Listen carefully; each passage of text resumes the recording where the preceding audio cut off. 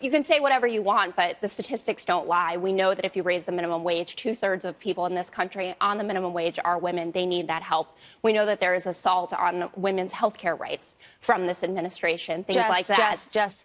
Jess, please, I hate this selective feminism that we hear on the left all the time, okay? Well, don't make this a feminism issue because it's not a feminism issue. But it is, when you're going out and attacking women, you're not, I'm not done, okay? When you're going out and attacking women, you are not a feminist. This is not defensible whatsoever. And you sit here and you say this because you care about mothers. The basis of this is that people are upset that illegal immigrants are being separated from their mothers. Why don't you refocus some of that energy to the Black community? They've been having their families separated. In fact, it's subsidized in the Black community. You appreciate single motherhood. You are giving more money to families for fatherless absence. So all of this selective fake outrage when you guys do not have the same defenses for the Black community is really lost on me. And it's time's up on this altogether. I think the Black community has had enough of you guys being selectively outraged for parents of illegal immigrants, but not for the parents of the Black community who have been separated from their family for about 6 decades. All right, and ladies, I just want to point out, ladies, I just want to point out, let's keep this civil.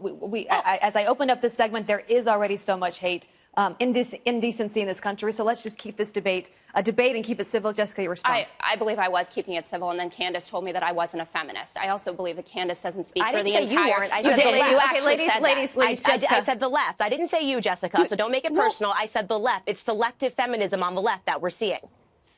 I disagree with you, and I'm going to do that politely. I'm going to return to my original argument, which is that we have heard this for years, that Kellyanne Conway, Sarah Huckabee Sanders, and all the women who work for this president and support his agenda aren't getting their due. They're not getting their due from the feminist community because they're advocating for policies that hurt women, that keep them in a bad economic position, that don't allow them to live equally in this society. Can they deny the wage. Jessica? Yes. Same for the Black women. Same for Black women in this Do you society. think that Kirstjen Nielsen should be harassed because of her position and because what is going on with immigration? Do you think because of that she deserves to be treated the way that she does? She was essentially forced out of a Mexican restaurant, protesters in there.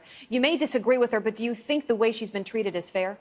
I think that what Kirstjen Nielsen did in initially coming out and lying about what this president's policy did, then having to backtrack on it, puts her in a very tenuous position. That wasn't my question, though. I think that people should have civil conversations about it and certainly have every right as a public official to come up to her table and to call her out on her lies and this administration's lies. If she wants to leave because of it, that's on her. But she should be open to that dialogue with the American public who is dissatisfied. Boy, oh boy, that was the one and only Candace Owens going in on this Fox News liberal, or her name is Jessica Tarloff. And so the argument that the argument that liberals always make, and you can, point this to the Black liberals or the quote unquote feminist liberals and all that other stuff. So the argument that they always make is that you have to be a liberal in order to be a feminist. And honestly, they have literally taken what being a feminist is, and they have taken it so far to the left that not a lot of women that are either independent or even conservative leaning would even want to identify as that, okay? So that argument got a little back and forth because